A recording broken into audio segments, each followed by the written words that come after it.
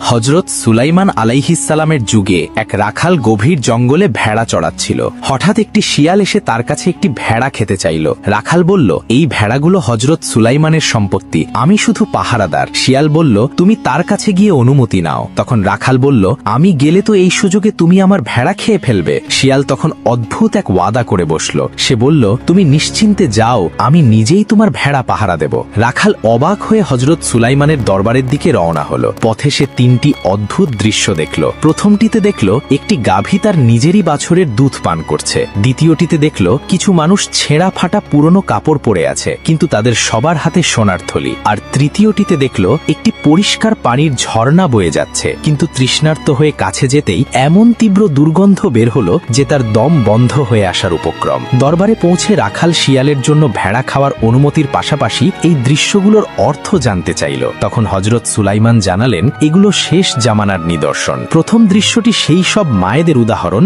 যারা দুনিয়ার লোভে নিজেদের মেয়েদের ফিতনায় জড়িয়ে নিজেরা সুবিধা হাসিল করবে। দ্বিতীয়টি হারাম উপার্জনকারীদের উদাহরণ, যাদের অনেক সম্পদ থাকলেও জীবনে কোনো বরকত বা শান্তি থাকবে না, তারা ফকিরের মতোই অতৃপ্ত থাকবে। আর তৃতীয়টি হলো শেষ জামানার ভণ্ড আলেম ও নামধারী দিনদারদের উদাহরণ, যাদের বাইরের রূপ দেখতে সুন্দর ও পবিত্র মনে হলেও তাদের অন্তর দুনিয়ার মোহে পরিপূর্ণ থাকবে। ভয়ে কেঁপে উঠে রাখাল জঙ্গলে ফিরে এলো। দেখল শিয়ালটি সত্যিই তার ওয়াদা পালন করেছে। নবীর অনুমতির কথা শুনে শিয়ালটি পাল থেকে সবচেয়ে দুর্বল আর অসুস্থ একটি ভেড়াকে বেছে নিল। রাখাল অবাক হয়ে এর কারণ জানতে চাইলে শিয়ালটি উত্তর দিল, আমি একেই বেছে নিয়েছি কারণ এই ভেড়াটি তার রবের জিকির থেকে গাফেল ছিল। একটু গভীরভাবে ভেবে দেখুন, আজ আমরা শ্রেষ্ঠ জীব হয়েও দুনিয়ার মোহে সৃষ্টিকর্তাকে ভুলে বসে আছি।